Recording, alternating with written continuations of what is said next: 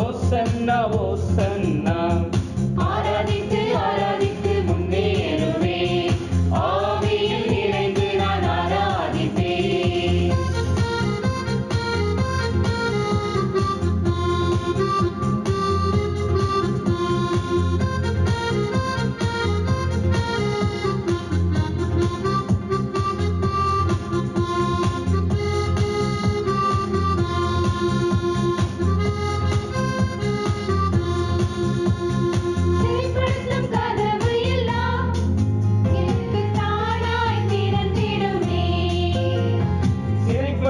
கதவு எல்லாம் எனக்கு தானாய் திறந்திடுமே.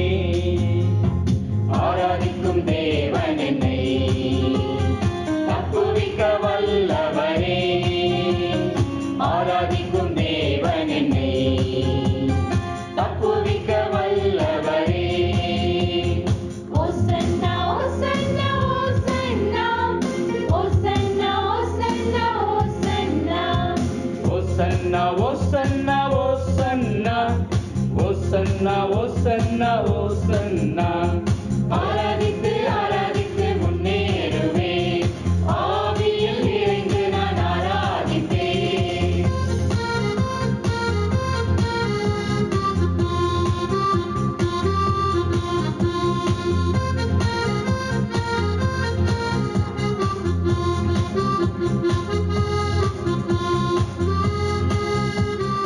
இருக்கும் எரிவுவெல்லாம் தூள் தூளாய் நொறுங்கிடுமே. எரிக்கும் எரிவுவெல்லாம் தூள் தூளாய் நொறுங்கிடுமே. ஆராதிக்கும் தேவன் என்னை சுதந்தரிக்க செய்வாரே. ஆராதிக்கும் தேவன் என்னை சுதந்தரிக்க செய்வாரே. ஆராதித்து ஆராதித்து முன்னேறுவே ஆவியில் நிறைந்து நான் ஆராதிப்பேன். ஆராதித்து ஆராதித்து முன்னேறுவே ஆவியில் நிறைந்து நான் ஆராதிப்பேன். சேனைகளின் கர்த்தர் என்னை சாதிக்க செய்திடுவார். சேனைகளின் கர்த்தர் என்னை சாதிக்க செய்திடுவார். ஓசன்னா ஓசன்னா ஓசன்னா ஓசன்னா ஓசன்னா ஓசன்னா ஓசன்னா ஓசன்னா ஓசன்னா ஓசன்னா ஓசன்னா ஓசன்னா ஓசன்னா ஓசன்னா ஓசன்னா ஓசன்னா ஓசன்னா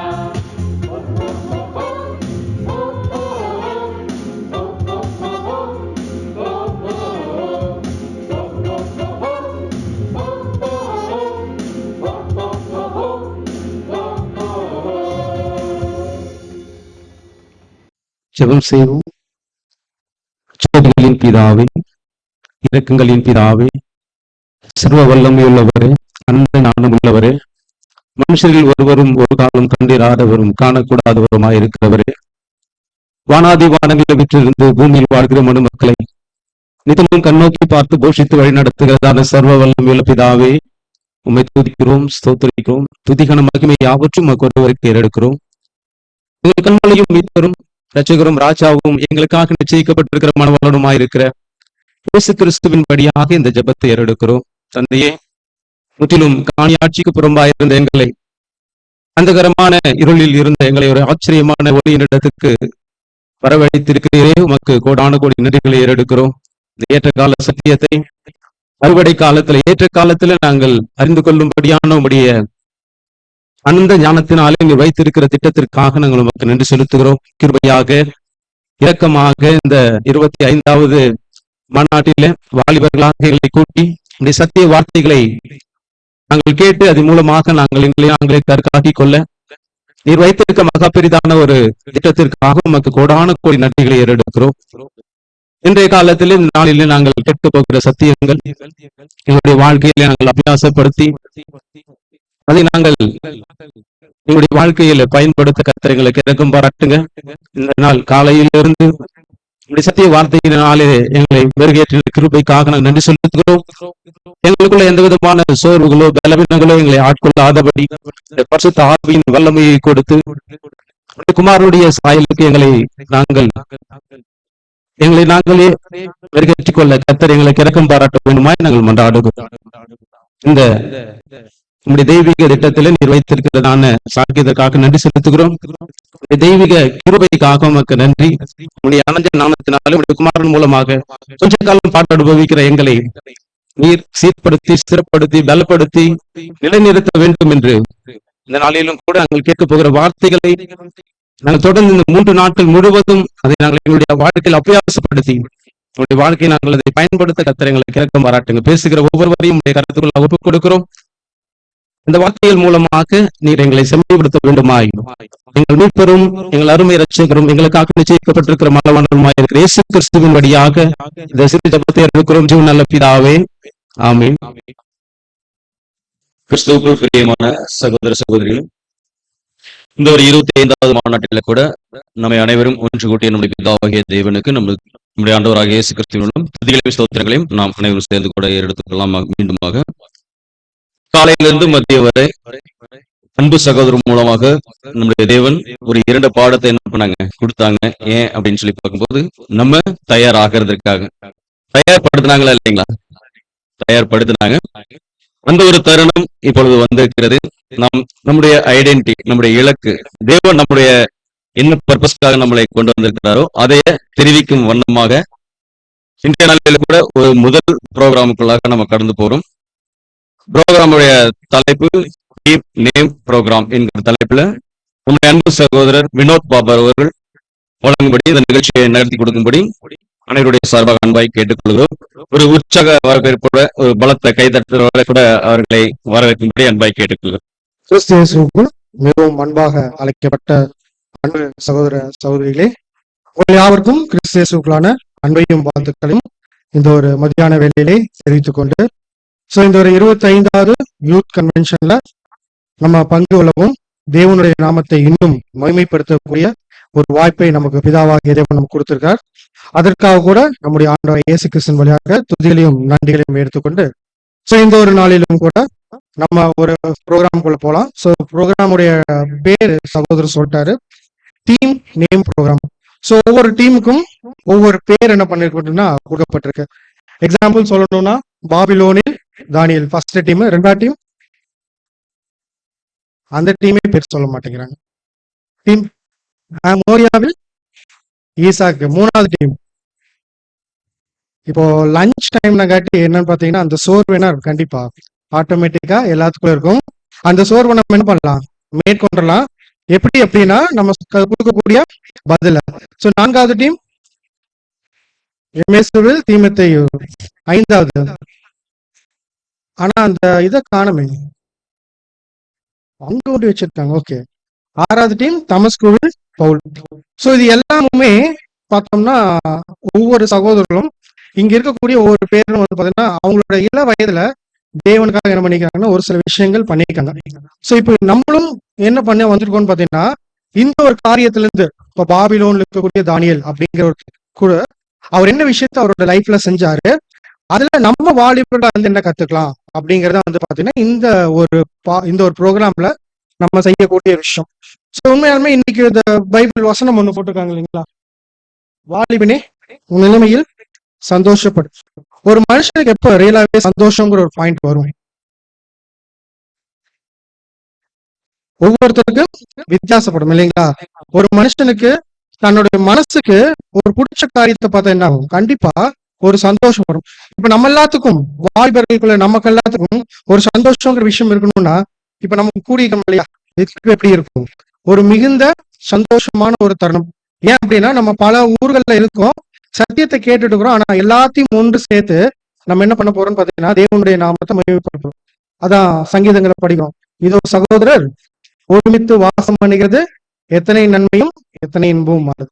ஓகே, இந்த ப்ரோக்ராம் எப்படி இருக்கும் அப்படிங்கறத நான் எக்ஸ்பிளைன் பண்ணிடுறேன். இப்போ ஒரு பேர் இருக்கு இல்லைங்களா, பாபிலோனில் தானியல். அதுக்கு நான் ஒரு எக்ஸாம்பிள் சொல்றேன். இப்ப பாபிலோனில் தானியல் என்ன ஒரு விஷயத்த அந்த இடத்துல காண்பிச்சார் அப்படிங்கிறத நான் என்ன பண்ணிக்கிறேன் அப்படின்னா இந்த ஒரு பேப்பர்ல எழுதி வச்சிருக்கேன். ஸோ டீம் லீடர்ஸ் வரலாம், வந்து இந்த பேப்பர்ல என்ன பண்ணலாம்னு பார்த்தீங்கன்னா எடுத்துக்கலாம்.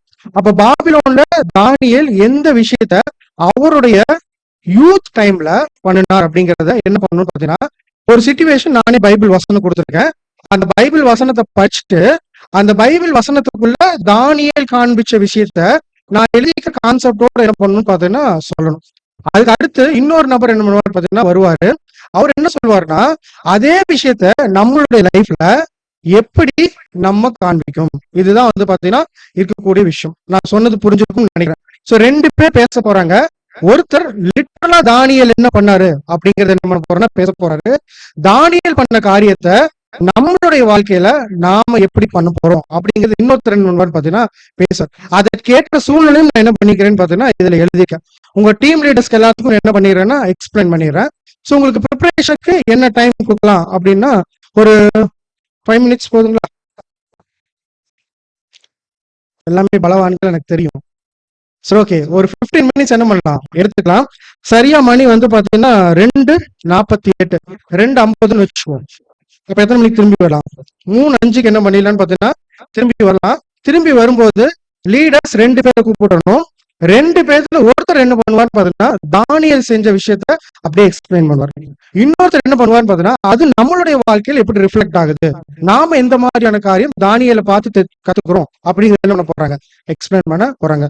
So team leaders வந்துடலாங்களா?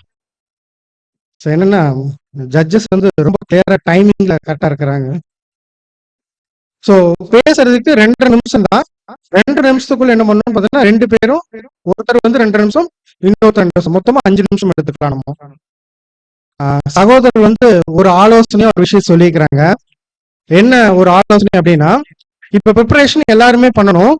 எல்லாருமே பண்றதுல நீங்க என்ன பண்ணுங்க அப்படின்னா ரேண்டமா 2 பேர்த்த கூப்பிட்டு பேச சொல்லுங்க, அது இன்னும் ஆரோக்கியமா இருக்கும் அப்படிங்கிற ஒரு சஜஷன் கொடுத்துருக்காங்க.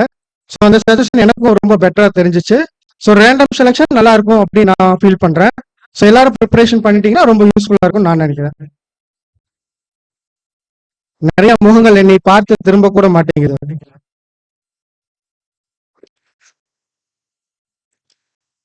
டீமா டிஸ்கஸ் பண்றது பெட்டர்.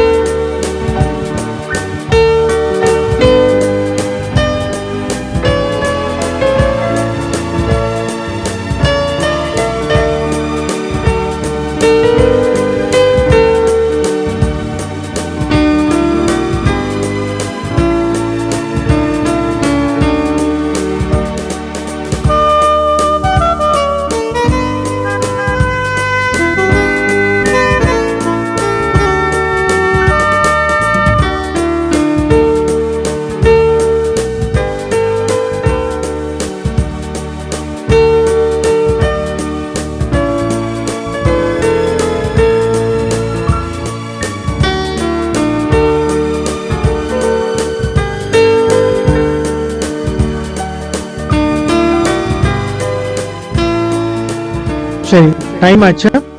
அன்பு சகோதர சகோதரிகள் அவங்களுடைய இடத்துல அமரும்படி அன்பாய் கேட்டுக்கொள்கிறோம்.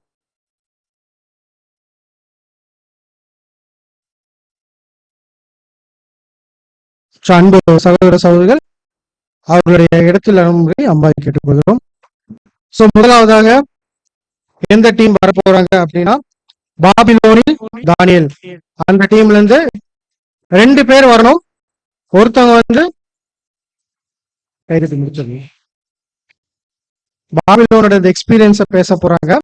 அந்த எக்ஸ்பீரியன்ஸ் பேஸ் பண்ணி இன்னொரு சகோதரனும் சகோதரி என்ன பண்ண போறாங்கன்னா அது நம்மளுடைய வாழ்க்கையில எப்படி பிரயோஜனப்படும் அந்த மாதிரியான எக்ஸ்பீரியன்ஸ் அப்படிங்கறத என்ன பண்ண போறாங்கன்னா ஷேர் பண்ண போறாங்க.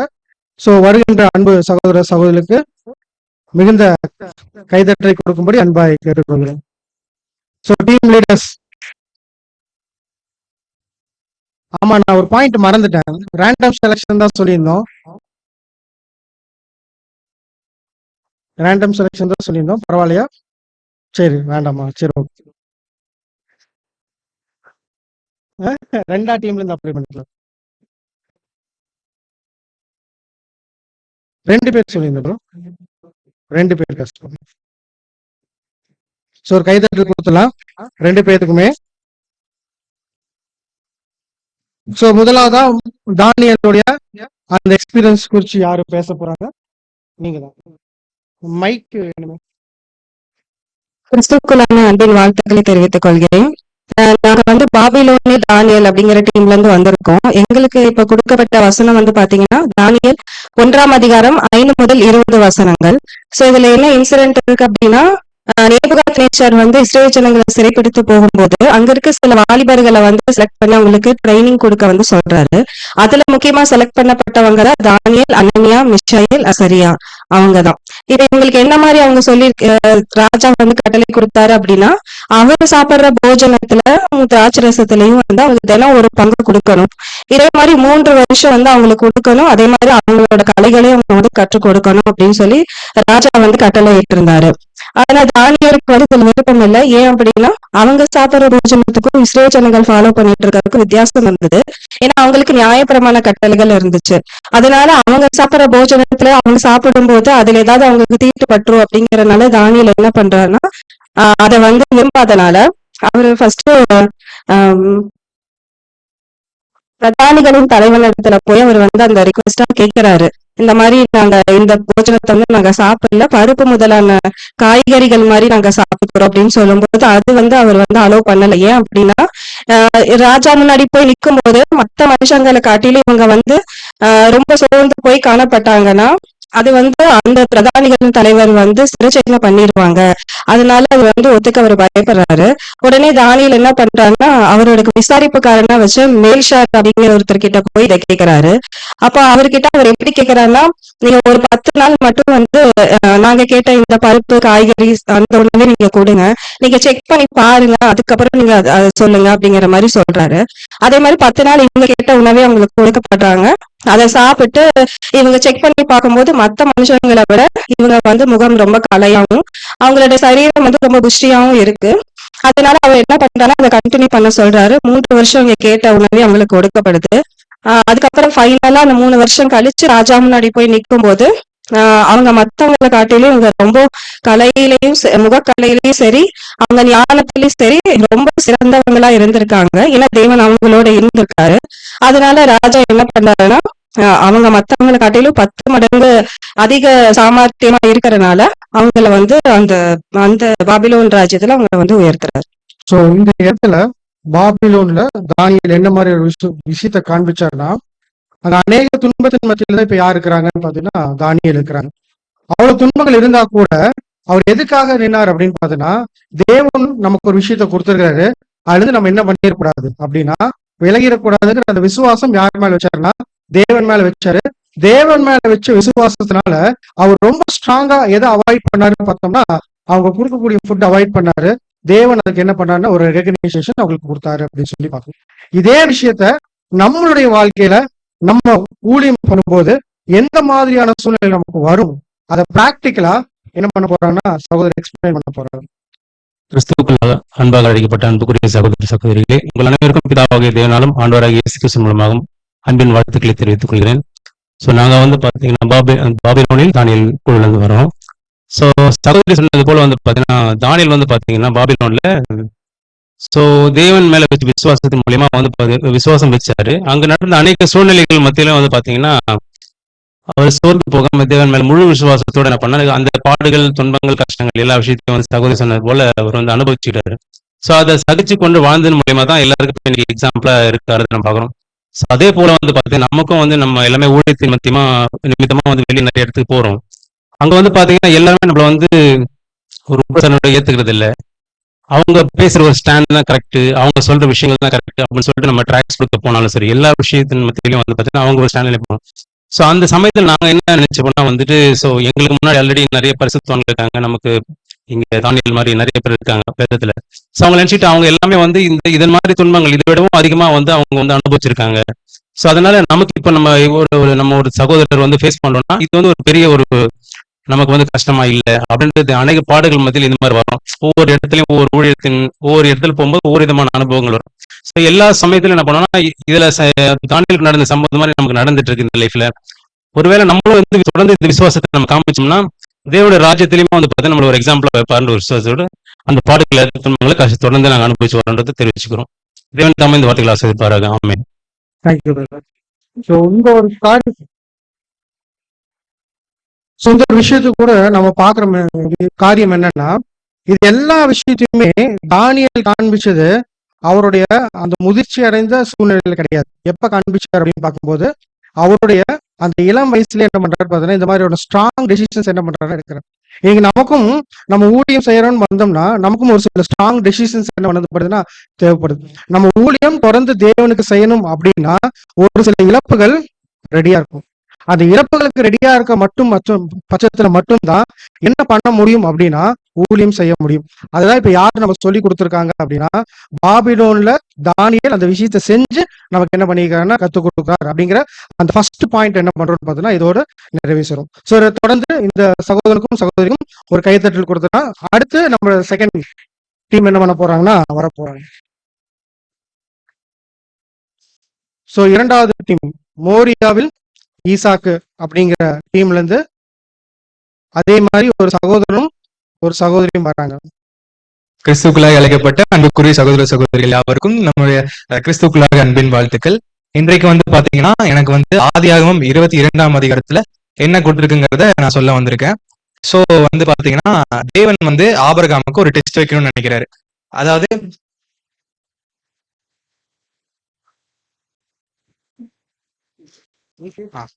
தேவன் வந்து பாத்தீங்கன்னா ஆபிரகாமுக்கு ஒரு டெஸ்ட் வைக்கணும்னு நினைக்கிறாரு. சோ தேவன் வந்து என்ன சொல்றாருன்னா, ஆபிரகாம் கிட்ட உன்னுடைய பிள்ளையாண்டனை வந்து பாத்தீங்கன்னா எனக்கு நீ தகன பலியா கொடு அப்படின்னு சொல்லி அவர் கேட்கிறாரு. உடனே வந்து பாத்தீங்கன்னா ஆபிரகாம் அதுக்கு அக்செப்ட் பண்ணிட்டு ஈசாக்க கூட்டிட்டு அவர் என்ன பண்றாருன்னா தன்னுடைய மனைவியாக சாரால் கிட்ட எதுவும் சொல்லாம ஈசாக்கு பிளஸ் 2 சர்வன்ஸ் மட்டும் கூட்டிட்டு சர்வன்ஸ் கிட்ட ஃபயர்வுட்ஸ், அதாவது தகன பலிங்கிறதுனால அந்த இடத்துல வந்து வெட்டி அதை எரிக்கணும். சோ அந்த ஒரு காரியத்துக்காக ஃபயர்வுட்ஸ் எடுக்கிறதுக்காக சர்வன்ஸை கூட்டிட்டு அவர் போறாரு. சோ காண்பிக்கிற இடத்துக்கு போகும்போது மோரியா மலை வந்து தேவன் சூஸ் பண்றாரு. அந்த இடத்துல வந்து பாத்தீங்கன்னா இந்த மோரியா மலை ஏற பாதியிலே சர்வன்ஸ் நிக்க சொல்லிட்டு அந்த ஃபயர் வுட்ஸை மட்டும் எடுத்துட்டு ஈசாக்கும் ஆபிரகாமும் வந்து பாத்தீங்கன்னா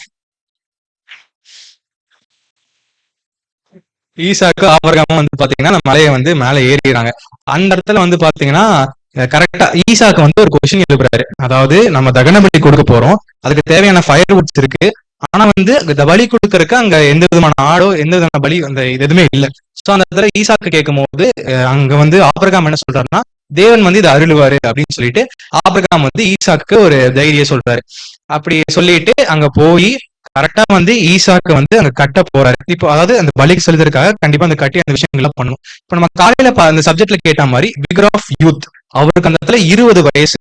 அந்த 20 வயசுல அவர் நினைச்ச ஆபிரகாம் அந்த இடத்துல விலகி விட்டுட்டு அவர் ஓடி கூட போயிருக்கலாம். ஆனா அவர் வந்து அந்த இடத்துல காமிச்ச கேரக்டர் வந்து பாத்தீங்கன்னா ஃபர்ஸ்ட் நம்பிக்கை, தேவன் மேல வச்ச நம்பிக்கை பிளஸ் ஆபிரகாம் மேல வச்ச நம்பிக்கை. என்னன்னா இப்போ வந்து அந்த அதாவது தேவன் வந்து பாத்தீங்கன்னா ஆபிரகாம் கிட்ட ஆசீர்வாதத்தை கொடுத்திருக்காரு. அதாவது ஈசாக்கு இறந்துட்டாருன்னா அங்க ஒரு பெரிய கான்ட்ரடிக்ஷன் கிரியேட் ஆகும். அதாவது அந்த ஆசீர்வாதம் நிறைவேறாது, தேவனுடைய நீதி அங்க செயல்படாது. அப்போ இந்த மாதிரி எல்லாம் எக்கச்சக்கமான காரியங்கள் இருந்தாலும் ஈசாக்கு வந்து அந்த இடத்துல ஒரு டிசிஷன் மேக்கிங் எடுக்கிறாரு. இல்ல நம்மளுடைய பிதாவும் இதைத்தான் சொல்றாரு, நம்மளுடைய ஆண்டவரும் இதைத்தான் சொல்றாரு, நம்ம அந்த இடத்துல இருக்கணும்னு சொல்லிட்டு கரெக்டா அங்க ஆபரகாம் கட்டி முடிச்சு அங்க வந்து ஆபரகாம் வந்து குத்துறதுக்காக ஓங்குறாரு. அப்போ வந்து கரெக்டா ஒரு தூதன் வந்து உன் பிள்ளையாண்டான் மேல் உன் கையை போடாதே அப்படின்னு சொல்லி அங்க அந்த விஷயம் வந்து முற்றிலுமாக முடியுது. இந்த இடத்துக்கு வந்து பாத்தீங்கன்னா பேர் வந்து ஜெகோவா ஜீரே, தேவன் வந்து அருளுவாருன்னு சொல்லி அந்த ஒரு கான்செப்ட் முடியுது. இதோட லிட்டில் மீனிங் நம்முடைய வாழ்க்கையில இது எப்படி நம்ம செயல்படுத்துங்கிறத என்னோட சிஸ்டர் சொல்லலாம்.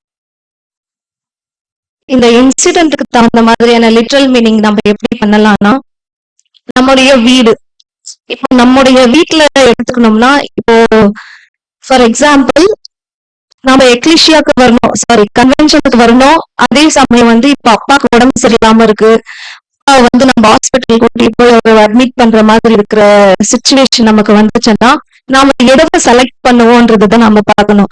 இப்ப நம்ம கன்வென்ஷனுக்கு வர்றதா இல்ல அப்பா கிட்ட இருக்கிறதான்ற ஒரு கொஸ்டின் மார்க் இருக்கும். அதுல நம்ம என்ன பண்ணணும்னா, அப்பாவையும் விட்டுட்டு வர முடியாது, கன்வென்ஷனுக்கும் வராம இருக்க முடியாது. சோ அப்பாக்கு என்னென்ன தேவையோ அவருக்கு எல்லா வகையான ரெசிடென்சியும் செஞ்சு கொடுத்துட்டு கொஞ்சம் காலம் தாமதமானா கூட நம்ம கன்வென்ஷனை வந்து அட்டென்ட் பண்ணணும். இப்ப பேரண்ட்ஸுங்க இப்போ ஒரு வசனம் சொல்லலாம், அதுக்கு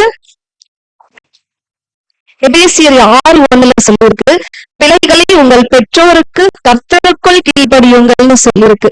அப்ப நம்ம பெற்றோருக்கு வந்து கீழ்ப்படியணும்னா எந்த மாதிரி, இப்போ சத்தியத்துக்கு வந்து நம்ம இப்போ வரோம்னா சத்தியத்தை நம்ம கேட்க கூடாது அப்படின்னு சொல்லிட்டு நம்ம பேரண்ட்ஸ் சொல்றாங்கன்னா அதுக்கு நம்ம ஆப்போசிட் கண்டிப்பா பண்ணியே ஆகணும். ஏன்னா சத்தியம் தான் நமக்கு முதல்ல, அதுக்கப்புறம் தான் பெற்றவங்க. நெக்ஸ்ட் இப்போ ஸ்பிரிச்சுவலா நம்ம என்ன பண்ணலாம்னா, ஸ்பிரிச்சுவலா அந்த போது இன்னொரு வசனம் இருக்கு, 1 Peter chapter 5:5, இளைஞரை மூப்பருக்கும் கீழ்ப்படியுங்கள். இப்போ இந்த இன்சிடென்ட்ல ஆபிரகாம் வந்து தேவனையும் இயேசு கிறிஸ்து வந்து ஐசாக் வந்து இயேசு கிறிஸ்துவையும் வந்து அடையாளப்படுத்துறாங்க. இந்த சேம் வே நமக்கு ஸ்பிரிச்சுவலா இந்த இன்சிடென்ட் எப்படி யூஸ் ஆகுதுன்னா, நம்மளுடைய மூப்பர்கள் ஸ்பிரிச்சுவல் லைஃப்ல நம்முடைய மூப்பர்கள் என்னென்ன சொல்றாங்களோ அதுக்கு தகுந்த மாதிரி நம்ம கீழ்ப்படியணும். கீழ்ப்படிஞ்சு அவங்க என்னென்னலாம் சொல்றாங்களோ, இப்ப நம்மளோட டைமுக்கு வர சொல்றாங்க, கன்வென்ஷன் அட்டன் பண்ண சொல்றாங்க, பெரிய டிஸ்கஷன்ல கலந்துக்க சொல்றாங்க, ட்ரெஸ் கோட பத்தி சொல்றாங்க, எல்லாமே வந்து நம்மளுடைய முன்னேற்றத்துக்காக தான் சொல்லுவாங்க. இன்னொன்னு என்ன பாத்தீங்கன்னா, இப்போ பேரண்ட்ஸ் கீழ்ப்படியணும், அவங்க சத்தியத்துக்கு வந்து ஆப்போசிட் பண்றாங்கன்னா அதுக்கு நம்ம கீழ்ப்படியாம அப்படின்னு சொல்லக்கூடாது. அவங்களுக்கு நம்ம எந்த விதத்துல அவங்க புரிஞ்சுக்கிற மாதிரியான விதத்துல நம்ம அதை எடுத்து சொல்லி நம்ம சத்தியத்துக்கு வர்றதுக்கு ட்ரை பண்ணணும். இததான் சொல்றாங்க. பிராக்டிக்கல் எக்ஸாம்பிளோட சகோதரி என்ன பண்ணிக்கிறாங்கன்னா சொல்லிக்கிறாங்க. சோ கீழ்ப்படுதல் அப்படிங்கிறது வந்து பாத்தீங்கன்னா இந்த ஒரு ஓட்டத்துல ஓடிட்டு இருக்கிற சகோதரன் சகோதரிக்கு எல்லாத்துக்குமே ரொம்ப ரொம்ப ரொம்ப இம்பார்ட்டன்ட். ஏன்னா தேவன் முதல்ல மனுஷங்கிட்ட எதிர்பார்த்த விஷயம் அப்படின்னு சொன்னா கீழ்ப்படுதல் தான். ஸோ அப்ப அந்த கீழ்ப்படுதல் லிட்டரலா இன்னைக்கு நம்ம எங்க காண்பிக்க ஆரம்பிக்கிறோம் அப்படின்னா நம்மளுடைய பேரண்ட்ஸ் கிட்ட. ஸோ அதான் சகோதரி எபேசியர் 6:1 சொன்னாங்க. ஃபர்ஸ்ட் நம்ம என்ன பண்ணணும்னா, இந்த இளைஞர்களா இருக்கக்கூடிய காலத்துல அநேக விஷயங்கள் நமக்கு என்ன ஆகும் அப்படின்னா, யாருடைய பேச்சை கேட்காம இருக்கிற மாதிரி செய்யும் அப்படின்னா பெற்றோருடைய பேச்சை கேட்காத மாதிரி என்ன பண்ணணும்னு பார்த்தோம்னா வழி நடத்தும். ஸோ நம்ம ஃபர்ஸ்ட் யாருக்கு கீழ்ப்படியது ரொம்ப முக்கியம்னா ஃபர்ஸ்ட் பேரண்ட்ஸ். அது 2 பேருமே புது சுஷ்டியா இருக்கிற பட்சத்துல முழுவதும் கீழ்ப்படிவது நமக்கு ஏற்ற ஒரு விஷயமா இருக்கு. 2வது அவர் சகோதரி சொன்னாங்க, அந்தபடியே இளைஞர்களே யாருக்கு கீழ்ப்படிங்க. ஸோ ஸ்பிரிச்சுவல் பெற்றோர்ஸ் அவங்க என்ன விஷயத்த சொல்லி கொடுக்குறாங்களோ இது எல்லாமே எதுக்கு அப்படின்னா, நம்ம ஓடக்கூடிய ஓட்டத்துல நம்ம எல்லாருமே டார்கெட் அச்சீவ் பண்ணணும். இதுதான் எல்லாத்துடைய விஷயம். அப்படின்னா டார்கெட் அச்சீவ் பண்றதுக்கு எந்த வழியா போகும் சத்தியம் இருக்கு. சத்தியத்தை எடுத்து சொல்லிக் கொடுக்கறது யாருன்னு பார்த்தீங்கன்னா மூப்பர்கள். அப்போ மூப்பர்கள் என்ன விஷயத்த சொல்லிக் கொடுக்கணும்னா நம்மளுடைய வேலையை எப்படி ஈஸியா முடிக்கிறது அப்படிங்கறதுக்காக என்ன பண்றாங்கன்னா சொல்லிக் கொடுக்குறாங்க. அப்ப அந்த ஈஸியா சொல்லிக் கொடுக்குற விஷயத்துக்கு நம்ம முற்றிலும் கீழ்ப்படியும் போது நம்மளுடைய டார்கெட் ஈஸியா என்ன பண்ணிடலாம்னா அச்சீவ் பண்ணிடலாம். அதைத்தான் வந்து பாத்தீங்கன்னா சகோதரி ரொம்ப பிராக்டிகல் எக்ஸாம்பிள்ஸோட சொன்னாங்க. அன்பு சகோதரிக்கும் சகோதரருக்கும் நன்றிகளை தெரிவிச்சுக்கலாம். ஒரு மிகப்பெரிய கைதட்டல் கொடுத்துடலாம் அவங்களுக்கு. அடுத்து 3வது டீம் எருசலேமில் ஸ்தேவான். ஒருத்தர் மட்டும் வராது. சோ பெரிய கைதட்டல் கொடுத்துடலாம்.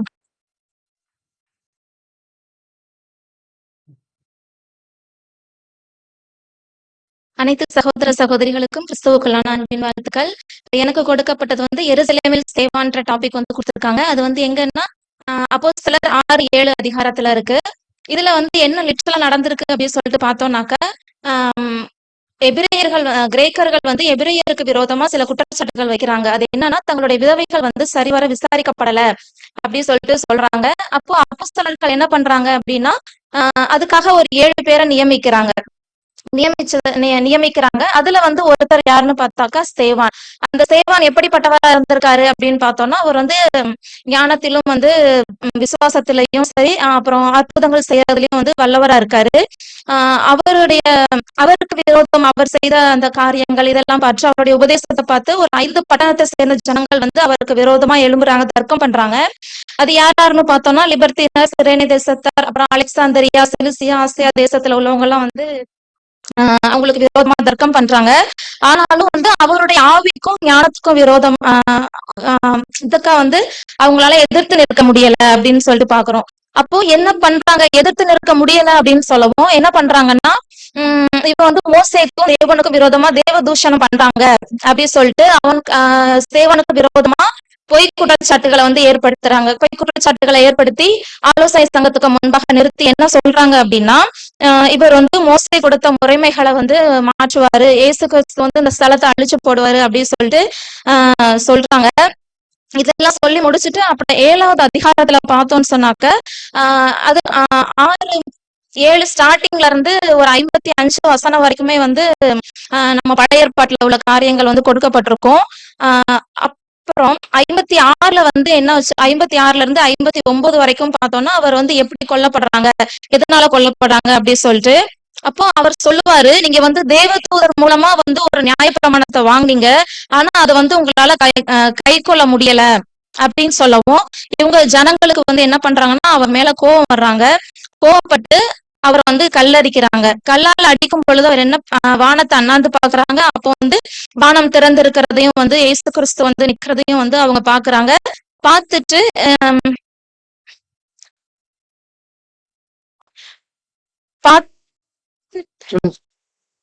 சரி, இது என்ன பாயிண்ட் அப்படின்னா, நீங்க சொல்லும் போது இந்த இடத்துல ஸ்தேவான் என்ன விஷயத்த தனக்குள்ள இருந்து வெளிப்படுத்தினார் அப்படிங்கறத சேர்த்து சொன்னீங்கன்னா இன்னும் கொஞ்சம் பிரயோஜனமா இருக்கும். இதுல வந்து அவருடைய தைரியம் இருக்கு, மற்ற ஜனங்களுக்காக வந்து அவர் பரிந்து பேசுகிற ஒரு காரியங்கள் இருக்கு. அப்போ அவருக்கு வந்து வயசு வந்து ரொம்ப ஜாஸ்தி எல்லாம் கிடையாது, ஒரு 25ல இருந்து 30 வயசுக்குள்ள இவ்வளவுதான் இருக்கும். ஆனா அந்த வயசுலயே வந்து அவர் தேவனுக்காக வந்து வைராக்கியமா நின்றுருக்காங்க. Thank you sister. சோ அதை நம்மளுடைய வாழ்க்கையில எப்படி பிரயோஜனப்படுத்தலாம் அப்படிங்கிற சகோதரர் கிறிஸ்துவுக்குள் மிகவும் அன்பு அழைக்கப்பட்ட அன்புக்குரிய சகோதர சகோதரர்களுக்கு முதலாவது கிறிஸ்துவுக்குள்ளான அன்பின் வாழ்த்துக்களை தெரிவித்துக் கொண்டு, ஸோ சகோதரர் வந்து பாத்தீங்கன்னா ஸ்தேவான் வந்து எப்படி வந்து தன்னுடைய வாழ்க்கையில வந்து தைரியத்தை வந்து காமிச்சார் அப்படின்னு சொல்லி சொன்னாங்க. அதை வந்து அந்த தைரியம் அப்படிங்கிற கேரக்டர் வச்சு நம்ம வந்து சத்தியத்தை நினைச்சிருக்கோம்னா அந்த தைரியத்தை வந்து நம்ம எப்படி காட்டணும் அப்படின்னு சொல்லி நம்ம லிட்டரலா நம்ம பார்க்கலாம். ஸோ ஃபர்ஸ்ட் வந்து பாத்தீங்கன்னா பேப்டிசம். தேவன் வந்து ஒருவரை வந்து அழைக்காம அவர் வந்து இந்த அழைப்புக்குள்ளே வர முடியாது. வந்ததுக்கு அப்புறம் பேசிக் சப்ஜெக்ட்ல நமக்கு என்ன தேவன் சொல்லி கொடுத்துருவாருன்னா, ஒருவனை பின்பற்றி வர வேண்டினால் அவன் தன்னைத்தான் எடுத்து தன் சிலுவை எடுத்துக்கொண்டு என் பின்பற்றி வர கடன். சோ அதுல என்ன சொல்லிடுவாங்கன்னா, நீங்க பேப்டிசம் எடுத்து இந்த சத்தியத்தை தெரிஞ்சு பேப்டிசம் எடுத்தீங்கன்னா உங்களுக்கு வாழ்க்கையில வந்து நிறைய போராட்டங்கள் வரும். உங்களுக்கு வாழ்க்கையில வந்து இம்பார்ட்டன்ட் டிசிஷன் எடுக்கிற மாதிரி நிறைய சூழ்நிலைகள் வரும். ஸோ அந்த சூழ்நிலைகள்லாம் வந்து ஓவர் கம் பண்ணி சத்தியத்துல நம்ம கடைசி வரை நினைச்சிருக்கணும்னா நமக்கு தைரியம் அப்படிங்கிற கேரக்டர் வந்து ரொம்பவே அடிப்படையான ஒரு கேரக்டரா இருக்குது. அது மட்டும் இல்லாம இதெல்லாம் தெரிஞ்சு நம்ம பேப்டிசம் எடுக்கணும்னா அதுக்கே வந்து நம்ம வந்து ஃபர்ஸ்ட் வந்து நமக்கு தைரியம் அப்படிங்கிற கேரக்டர் வந்து முக்கியமா இருக்கு. அது மட்டும் இல்லாம இப்ப நம்ம லிட்டரலா நம்ம பார்த்தோம்னா ஸ்தேவான் வந்து அந்த அறுவடை ஊழியம் செஞ்சுட்டு இருந்தாரு. அப்படி அவர் செய்யும் போது தான் வந்து அவருக்கு வந்து நிறைய நிந்தனைகள் வந்துச்சு. ஸோ நமக்கு வந்து பாத்தீங்கன்னா நாம வந்து இப்ப அறுவடை ஊழியம் செய்யும் போது நம்ம இப்ப சர்ச்ல வந்து இப்ப நோட்டீஸ் எல்லாம் கொடுத்துட்டு வரும்போது நமக்கு வந்து இந்த சர்ச்ல இருந்து நமக்கு ஒரு சில பிரச்சனைகள் வரலாம். அப்படி அந்த பிரச்சனைகளை பார்த்து நம்ம வந்து பயந்து ஓடாம தொடர்ந்து தேவனுக்காக நம்ம ஊழியம் செய்யணும்னா தைரியம் அப்படிங்கிற ஒரு கேரக்டர் வந்து நமக்கு ரொம்ப முக்கியமா இருக்கு. சோ நாம் அனைவரும் வந்து தேவனுக்காக தைரியமா ஸ்தேவானை போல ஊழியம் செய்ய உங்கள் அனைவருக்கும் கிறிஸ்துவுக்கான அன்பின் வாழ்த்துக்களை தெரிவித்துக் கொண்டு ஆமென். சோ இந்த சகோதரனும் சகோதரியும் சொன்ன பாயிண்ட் என்னன்னா, ரொம்ப தைரியமா யார் அங்க பிரசங்கத்தை ஏறெடுத்தாங்க அப்படின்னு பார்க்கும்போது ஸ்தேவான். சோ அந்த ஒரு கான்செப்ட் தான் சகோதரனும் சகோதரியும் பேசாங்க. சோ அந்த தைரியத்தை தான் நமக்கும் தேவன் எப்படி சொல்லி கூப்பிட்டாருன்னா, பயப்படாதே சிறுமாந்தி. அப்ப காலிங்கே எப்படி இருக்குன்னு பார்த்தீங்கன்னா, நம்ம கூட நிறைய விஷயங்கள் வரும் முதல்ல சொல்லிட்டார். துன்பங்கள் இருக்கும், போராட்டத்துக்கு மத்தியில தான் என்ன பண்ணணும்னு பாத்தீங்கன்னா, நீ எல்லா வேலையும் அதுவும் பவுல போது ரொம்ப கிளியரா சொல்லுவார், துன்பங்கள் மத்தியில தான் தேவனுடைய காரியத்தை என்ன பண்ணணும்னா நிறைவேற்றி முடிக்கணும் போது அந்த துன்பத்தை ஃபேஸ் பண்றதுக்கு நமக்கு என்ன வேணும் அப்படின்னா தைரியம் வேணும். அப்ப அந்த தைரியம் இருந்தாதான் என்ன பண்ண முடியும் அப்படின்னா அந்த காரியங்களை நம்ம நேரெடுத்து போக முடியும். அப்படிங்கிறதா யாருடைய ஒரு பாயிண்ட்ல இருந்து தெரிஞ்சுக்கிறோம் அப்படின்னு பாத்தீங்கன்னா ஸ்தேவானுடைய ஒரு காரியத்துல இருந்து நம்ம என்ன பண்றோம்னா தெரிஞ்சுக்கிறோம். ஸோ மூணு காரியங்கள் என்ன பண்ணிக்கிறோம்னா 3 விஷயங்கள்ல இருந்து நம்ம பார்த்து முடிச்சிருக்கோம். ஸோ தொடர்ந்து சகோதரருக்கும் பெரிய கைதட்டலோடு என்ன பண்ணலாம்னா விடை கொடுத்துடலாம். ஸோ 4வது ஒரு டீம் எபேசுவில் தீமோத்தேயு. ஸோ சகோதரருக்கும் சகோதரிக்கும் ஒரு பெரிய கைதட்டல் கொடுத்துடலாம். எப்படின்னு தெரியல, கரெக்டா பேட்டர்ன் ஒரே மாதிரி வராங்க. ஒரு சகோதரன் வர ஒரு சகோதரி கூட வராங்க.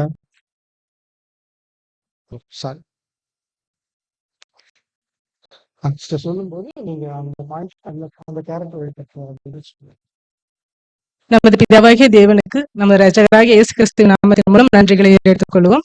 அனைத்து சகோதரிகளுக்கும் கிறிஸ்துவுக்குள்ளான அன்பின் வாழ்த்துக்கள். எங்களுக்கு கொடுக்கப்பட்ட தலைப்பு பாத்தீங்கன்னா நம்பிக்கையின் பாத்திரம்.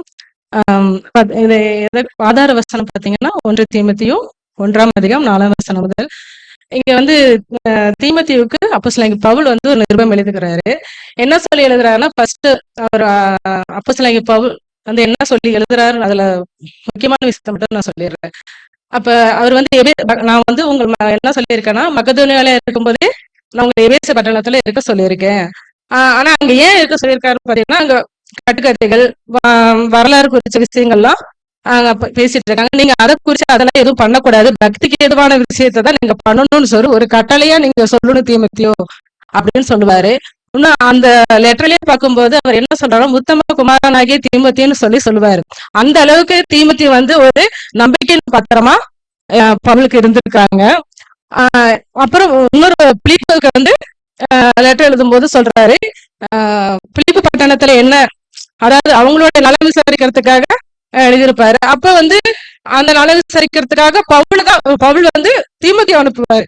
அப்ப அங்கேயும் வந்து மென்ஷன் பண்ணி என்ன சொல்றாருன்னா, என்னிடத்தில் அவரை போல உண்மை இல்லவங்க யாரும் இல்ல, சோ அதனால நான் அவரை அனுப்புறேன், தீமோத்தேயு அனுப்புறேன் அப்படின்னு சொல்லி அங்க சொல்லியிருப்பாரு.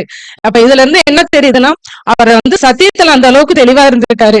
ஏன்னா அப்போஸ்தலனாகிய பவுல் விட்னஸ் பண்றாருன்னா அவர் அந்த அளவுக்கு சத்தியத்துல தெளிவா இருந்திருக்கிறதுனாலதான் அவர் நம்பிக்கையின் பாத்திரமா அங்க அவர் சொல்றாருங்கிறத நம்ம அந்த படத்துல பாக்குறோம். தேங்க்யூ. ஸோ சகோதரிகள் முதலாவது அனைவருக்கும் கிறிஸ்துவுக்கான அன்பின் வாழ்த்துக்கள். சோ இதை வந்து நம்ம எப்படி நம்ம பிராக்டிகல் லைஃப்ல வந்து நம்ம பார்க்கலாம் பாத்தீங்கன்னா, தீமோத்தேயு இருக்க இடத்துல வாலிபா இருக்க நம்ம வந்து ஒரு நம்மளே அந்த இடத்துல வந்து நின்று வந்து பிராக்டிகலா பார்க்கும்போது நம்ம இன்னும் கூட ஆவிக்குரிய வளர்ச்சிக்கு பிரோஜனமா இருக்கும். சோ அந்த வாலிபா இருந்து நம்ம இந்த சத்தியத்துக்குள்ள வரும்போது நம்ம முதலாவது என்ன பண்ணிருக்கோம்னா, ஆண்டவராக இயேசு கிறிஸ்து ஈடுபடிய விசுவாசி தான் நம்ம இதுக்குள்ள வந்திருக்கோம் சத்தியத்துக்குள்ள.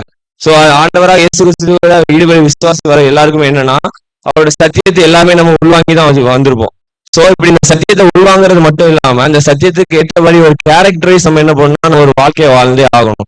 சோ இந்த 3மே வச்சு நம்ம இந்த பிராக்டிகல் லைஃப் இப்ப நம்ம உதாரணத்தை பார்த்த மாதிரி என்ன பண்ணிக்கணும்னா, நம்ம இப்ப இருக்கிற காலகட்டத்துல 7ஆம் கால சபையில என்னன்னா தப்பான டாக்டரின்ஸ் வந்து நம்ம இதுல நிறையவே ரொம்ப அதிகமா போயிட்டு இருக்கு. சோ இந்த மாதிரி பிராக்டிகலாக இப்ப நம்ம பார்க்கலாம் பாத்தீங்கன்னா, டிவைன் அரேஞ்ச்மெண்ட், எலெக்ஷன் வைக்கலாமா வைக்க கூடாதுன்னு சொல்லிட்டு ஒவ்வொரு சபைகளையும் கருத்துக்கள் வந்து வேறுபாடு ஒரு சபைகளையும் இருக்குது. சோ இந்த மாதிரிப்பட்ட டாக்டரின் வைஸ் என்ன பாத்தீங்கன்னா, சர்ச்சுக்கு வந்து க்ளோஸ் ஆயிட்டு நம்ம இப்ப யாருக்கு ஓடிட்டு இருக்கோம், திரள் கோட்டத்தார் உலகத்தாருக்கு வந்து நம்ம ஓடிட்டு இருக்கோம்னு சொல்லி தப்பான போதனைகள் வந்து ஓடிட்டு இருக்கு. சோ இந்த மாதிரிலாம் கிங்டம் ஆண்டவர் இயேசு அரசாட்சி வந்து முடிஞ்சிட்டு. சோ இதை வந்து நம்ம எப்படி டிஃபைன் பண்ணலாம்னு பாத்தீங்கன்னா, நம்ம எந்த அளவுக்கு வாலிபலா இருக்க நம்ம தனிமையில இருக்கும் போதும் நம்ம கிடைக்கக்கூடிய நேரத்திலும் நம்மளுடைய வழி அவருக்கு எப்படி செலுத்தலாம் பாத்தீங்கன்னா, பர்சனல் ஸ்டடிஸ் மூலமும் நம்ம எங்கெல்லாம் பேசிக் கிளாஸ் நடக்குதோ அந்த பேசிக் கிளாஸ் நம்ம அட்டன் பண்ணி அதுல கிடைக்கிறதான ஒவ்வொரு வசனத்தையும் நம்ம எவ்வளவு தூரம் நம்ம இருதயத்தில் எடுத்து வைக்கிறோமோ அந்த அளவுக்கு இந்த மாதிரி ஃபால்ஸ் டாக்டரின் எங்கெல்லாம் இப்ப நம்ம சபைக்குள்ளே வரும்போது ஃபால்ஸ் டாக்டரின் எதிர்த்து நம்ம என்ன பண்ணிக்கலாம்னா அதை வந்து எதிர்த்து நிக்கலாம். சோ இப்ப பர்சனல் ஸ்டடிஸ் இல்லாம நமக்கு வசனம் ஒண்ணுமே தெரியாம இப்ப ஃபால்ஸ் டாக்டரின் வந்து நம்ம சபைக்குள்ளே வரும்போது இந்த ஃபால்ஸ் டாக்டரின் நம்ம என்ன பண்ண முடியாதுன்னா டிஃபெண்ட் பண்ணி நிக்க முடியாது. சோ அப்போஸ்தலனாகிய பவுல் எந்த அளவு தீமோத்தேயுவை நம்பி இருக்காருன்னா, இந்த ஃபால்ஸ் டாக்டரின் வந்து அவன் வந்து என்ன பண்ணிடுவான்னா டிஃபெண்ட் பண்ணிடுவான் அப்படின்னு சொல்லிட்டு அந்த அளவுக்கு நம்பிக்கையா இருக்காரு. சோ என்ன பண்ணிக்கணும்னா, நம்ம இந்த பர்சனல் ஸ்டடிஸ் மூலமாகவும் பேசிக் கிளாஸ்ல கிடைக்கிற ஒவ்வொரு சத்திய அடிப்படை மூலமாகவும் ஆவிக்குரிய குணலட்சணங்களையும் நம்ம யார் இடத்துல காணிக்கிறோம்னா சபையார் ஒவ்வொரு இடத்துலையும் நம்ம பார்க்கிற ஒவ்வொரு உலகத்தார் இடத்துல நம்ம காமிக்கும் போது இந்த ஃபால்ஸ் டாக்கிங் சுய கருத்துக்களை யாரெல்லாம் நம்ம இடத்துல கொண்டு வராங்களோ நீங்க போற தப்பான வழி, சோ இந்த மாதிரிப்பட்ட விஷயங்களை நம்ம கொண்டு வரும்போது நம்ம தைரியமா என்ன பண்ணலாம்னா வசனத்தை மேற்கொண்டு அந்த ஃபாஸ்டா டிஃபெண்ட் பண்ணலாம். சோ இப்படி இருக்கும்போதுதான் கிறிஸ்துவுக்கு நம்பிக்கையான பாத்திரமா நம்ம அனைவரும் இருக்கும்படி தேவன் வந்து கிருபை செய்வார். சோ இத மாதிரி இல்லாம பிராக்டிகலா பார்க்கும்போது விசுவாசத்துக்கு உத்தம குமாரனாக தீமோத்தேயுக்கு எழுதுகிறார்னு சொல்லி பவுல் வந்து எழுதிப்பார். சோ நம்ம வாய்ப்புல இருக்க அனைவரும் இந்த தீமோத்தேயுக்கு பதிலாக நம்மளோட பேரை வச்சோம்னா நம்ம எந்த அளவுக்கு தேவனுக்கும் கிறிஸ்துவுக்கும் உண்மையா இருக்கிறோம். நம்ம சபையா இப்ப அழைக்கப்பட்டிருக்கோம் இந்த வாலிப ஸ்டேஜ்ல. சோ இந்த வாலிப ஸ்டேஜ்ல தேவனுக்கும் கிறிஸ்துவுக்கும் எவ்வளவு உண்மையா இருந்து நம்பிக்கையான பாத்திரமாக இருந்து நம்ம எப்படி விளங்கும்னு சொல்லிதான் அந்த கான்செப்ட் சொல்லுவேன். ஆமீன். தேங்க்யூ.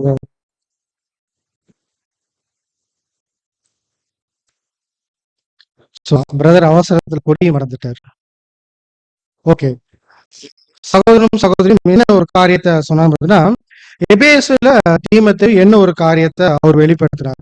ஸோ பவுல் அப்போஸ்தலன் ஊழியம் செஞ்சுட்டு ஒரு காரியத்துல அவருக்கு உதவிகள் நிறைய தேவைப்பட்டுச்சு. எதுக்கு அப்படின்னா அவரு மாதிரியே பிரசங்கங்கள் செய்யறதுக்கு நிறைய விஷயங்கள் தேவைப்பட்டுச்சு. அப்ப அந்த பிரசங்கங்கள் பண்ணும்போது இவர் அதிகமா யாரை நம்பி இருக்காரு அப்படின்னா தீமோத்தேயு நம்பி இருக்காரு. அதான் பிலிப்பியர்ல சகோதரி வசனம் கோட் பண்ணாங்க. நீங்க கூட அப்புறமா படிச்சு பாருங்க. 2ஆம் அதிகாரம் 19ஆம் வசனத்தை நீங்க போய் தீமோத்தேயுவை கூப்பிட்டுக்கங்க. அவன் எப்படி இருக்கிறான் அப்படின்னா என்ன மாதிரி ஆவியுள்ளவன் அப்படின்னு. சோ அந்த நம்பிக்கைக்கு பாத்திரமா யார் இருந்தாங்கன்னு பார்க்கும்போது தீமோத்தேயு இருந்தார். அவரு என்ன ஏஜ்ல இருந்தாருன்னு கூட என்ன பண்ணலாம்னு பார்த்தா நமக்கு தெரியும். அவரும் ஒரு யங்ஸ்டர் தான். சோ யங்ஸ்டரா இருந்து ஊழியத்தை பண்றதுக்கு யாருக்கு உதவியா இருந்திருக்காருன்னு பாத்தீங்கன்னா பவுல் அப்போஸ்தலன் நம்ம யோசிச்சு பார்க்கலாமே, எவ்வளவு பெரிய ஊழியக்காரர், நிறைய சபைகளை ஏற்படுத்தி இருக்கிறாரு. அந்த சபைகள் எல்லாம் ஏற்படுத்தும் போது நிறைய பேர் என்ன பண்ணிருப்பாரு, கிராஸ் பண்ணி வந்திருப்பாரு.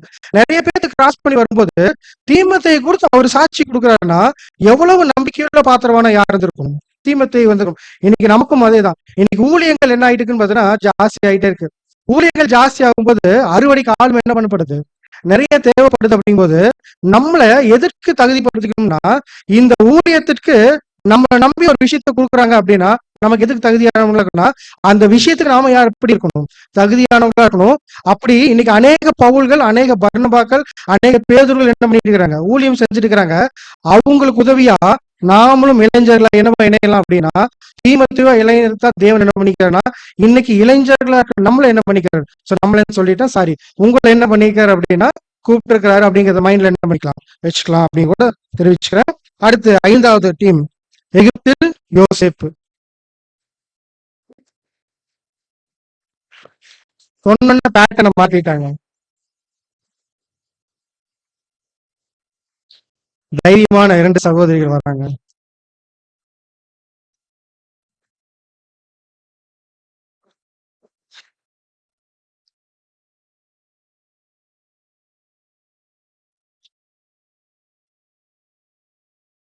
கிறிஸ்து இயேசுவுக்குள் மிகவும் அன்பாய் அழைக்கப்பட்ட அன்புக்குரிய சகோதர சகோதரிகள் அனைவருக்கும் அன்பின் வாழ்த்துக்கள்.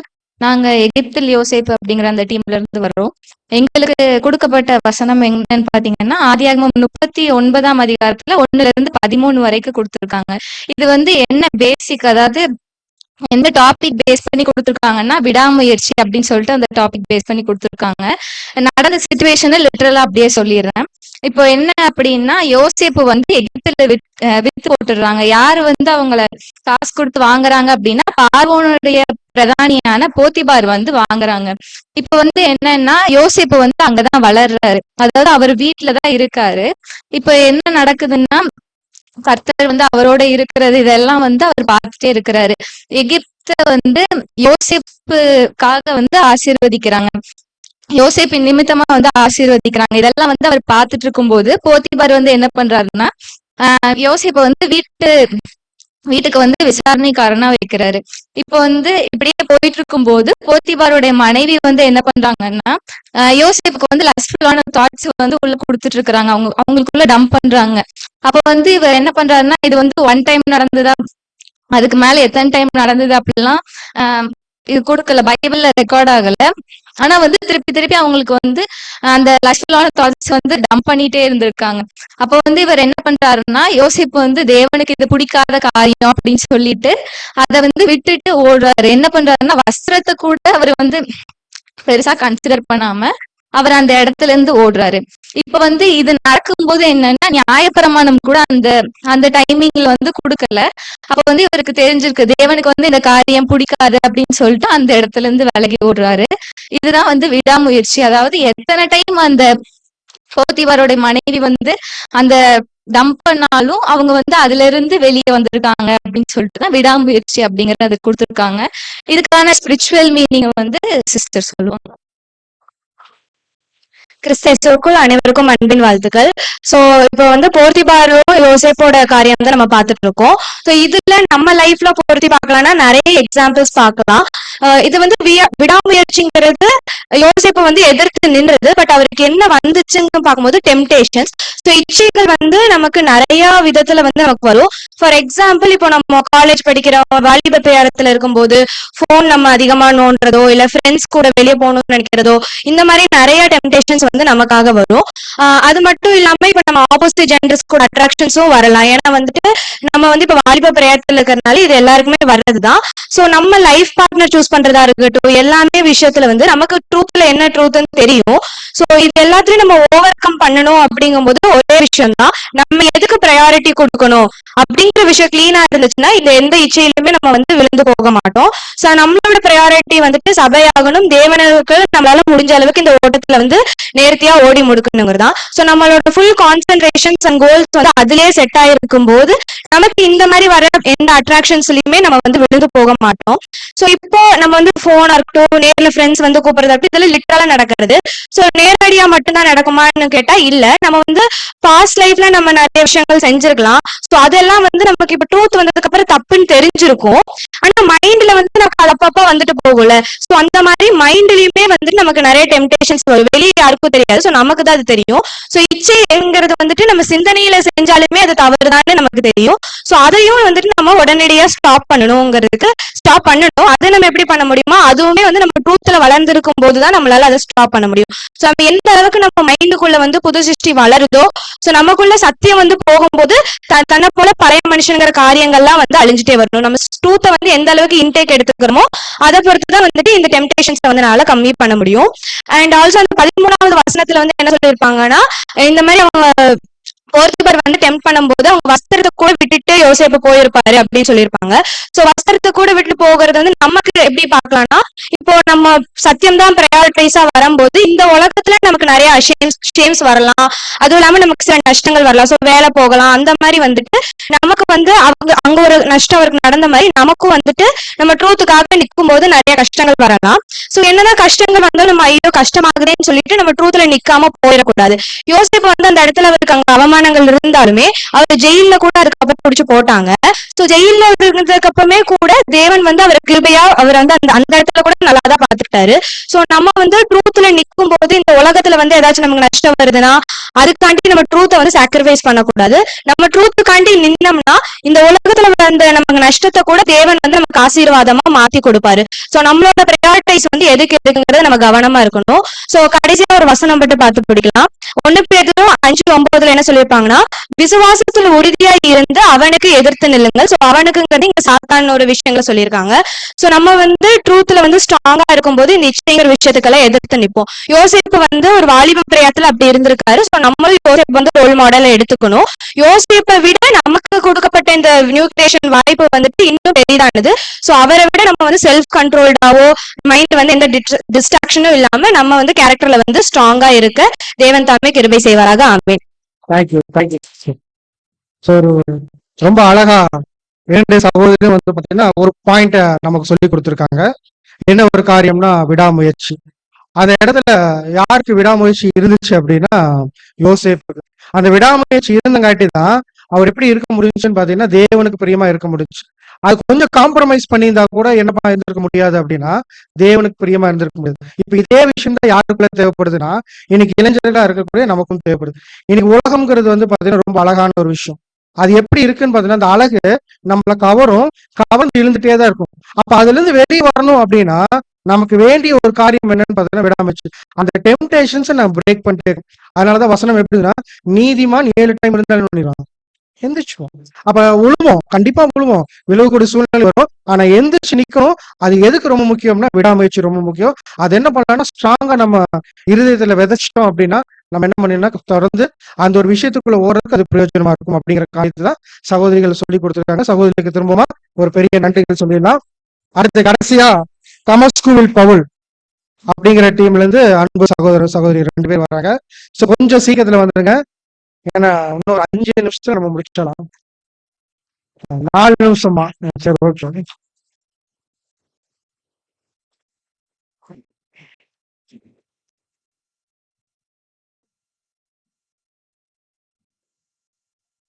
யாவருக்கும் கிறிஸ்துவுக்குள்ளான அன்பின் வாழ்த்துக்கள். எங்களுடைய டீமுக்கு வந்த டாபிக் வந்து மறுரூபமாக்கப்படுதல். இங்க வந்து அப்போஸ்தலர் 9ஆம் அதிகாரத்துல உள்ளதை பற்றி சொல்றாங்க. சவுல் பாத்தீங்கன்னா வந்து ஆல்ரெடி வந்து பரிசுத்தவான்களை துன்பப்படுத்தி கொண்டு இருக்கிறாரு. இப்ப வந்து ஜெருசலேம்ல இருந்து பிரதான ஆசாரியர் இடத்துல தமஸ்குல உள்ள பரிசுத்தவான்களை அழிக்கும்படி ஆர்டர் வாங்கிட்டு வைராக்கியத்துடன் அங்க இருந்து கிளம்புறாரு. அவர் தமஸ்குக்கு போற வழியில, அதாவது தமஸ்குக்கு கொஞ்சம் முன்னாடியே வந்து சடனா ஒரு மேகத்துல இருந்து வெளிச்சம் வருது அவருக்கு. அந்த வெளிச்சத்துல இருந்து சத்தம் வருது, சவுலே சவுலே ஏன் என்னை துன்பப்படுத்துகிறாய் அப்படின்ற ஒரு கொஸ்டின்.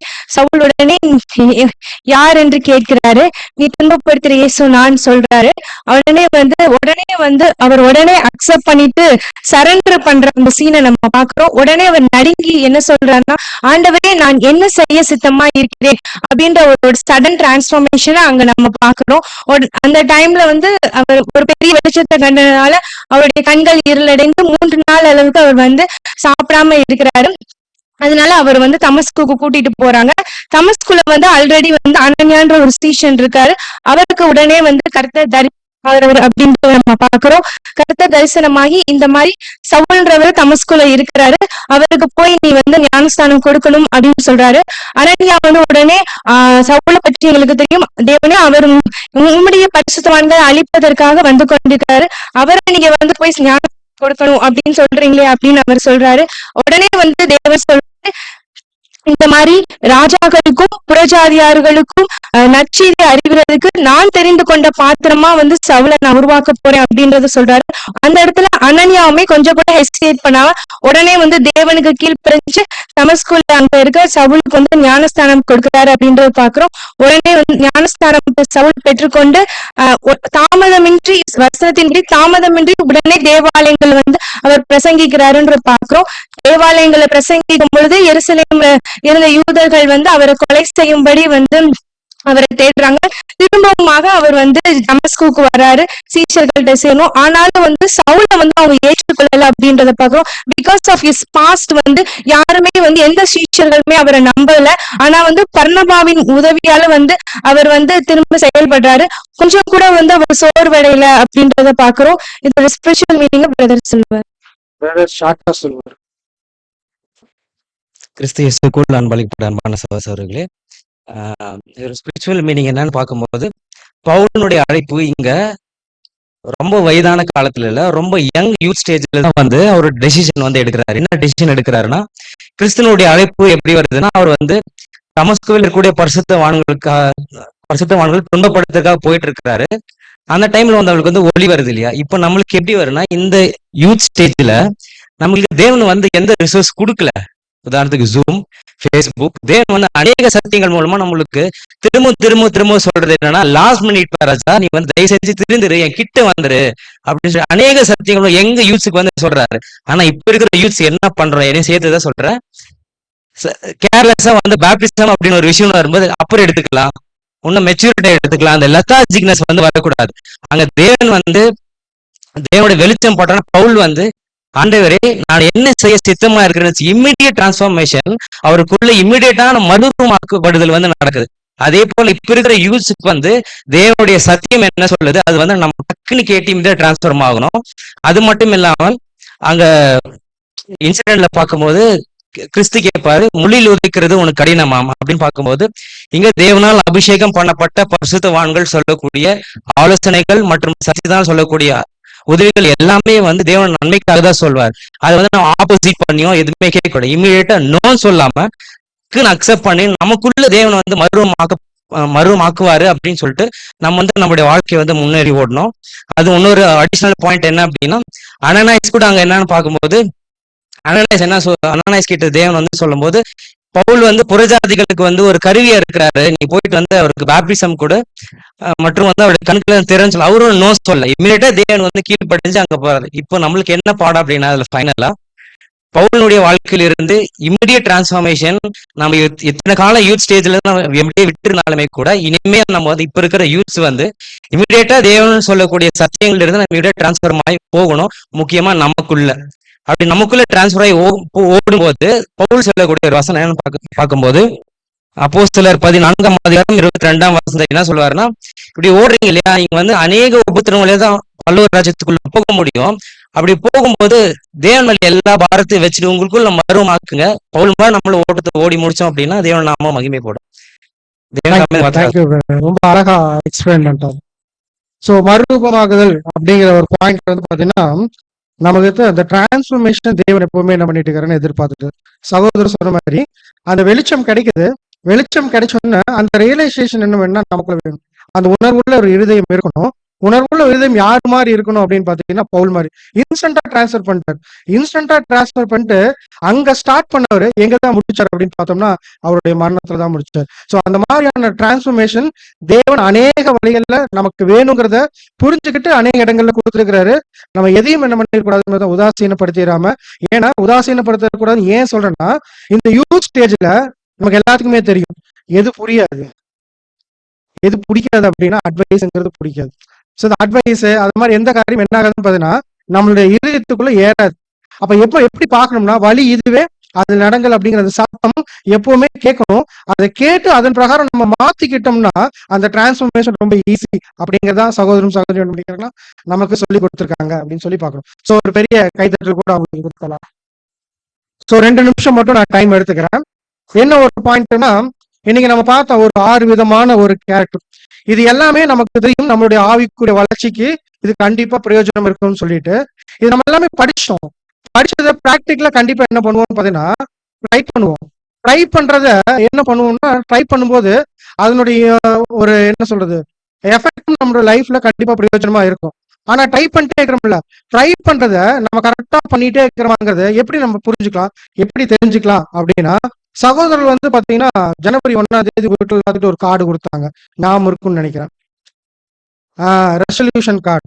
அந்த ரெசல்யூஷன் கார்டு எதுக்கு அப்படின்னா, இன்னைக்கு நம்ம பிரயோஜனப்படுத்திக்கலாம். எப்படி பிரயோஜனப்படுத்திக்கலாம் அப்படின்னா, இந்த யூத் கன்வென்ஷன் நம்ம வந்திருக்கோம். இந்த யூத் கன்வென்ஷன்ல அநேக விஷயங்கள் இங்க ஸ்டார்ட் பண்றோம். இந்த ப்ரோக்ராம்ல எதுல என் பண்ண போறோம்னு பாத்தீங்கன்னா 3ஆவது நாள் என் பண்ண போறோம். இந்த 3ஆவது நாள் என் பண்ணும்போது தேவன் எல்லா விதத்திலும் நமக்கு தேவையான விஷயத்தை கண்டிப்பா பண்ணுவார்னா கொடுப்பாரு. தேவையான விஷயத்தை என்ன பண்ணிக்கலாம், நோட் பண்ணிக்கலாம். நோட் பண்ணிட்டு அந்த ரெசல்யூஷன் என்ன பண்ணலாம், ஒரு 3 4 நமக்குள்ள இருந்து மாத்திக்க வேண்டிய விஷயம் எழுதிக்கலாம். அடுத்த 1 வருஷம் கழிச்சு நம்ம எங்க வருவோம், தேவனுக்கு சித்தமா இருந்தால் இதே யூத் கன்வென்ஷன் வருவோம். அப்ப அதை எடுத்து பார்த்தோம்னா நமக்கு தெரியும் நம்ம எந்த அளவுக்கு என்ன பண்ணிக்கிறோம், நம்மள நாமளே டிரான்ஸ்ஃபர் பண்ணிக்கிறோம் அப்படிங்கிற ஒரு சஜஷனோடு கூட இந்த ஒரு ப்ரோக்ராம் கூட என்ன பண்றேன். தேவன் தாமே நம் அனைவரையும் ஆசீர்வதித்து வழிநடத்துவாராக. ஆமென்.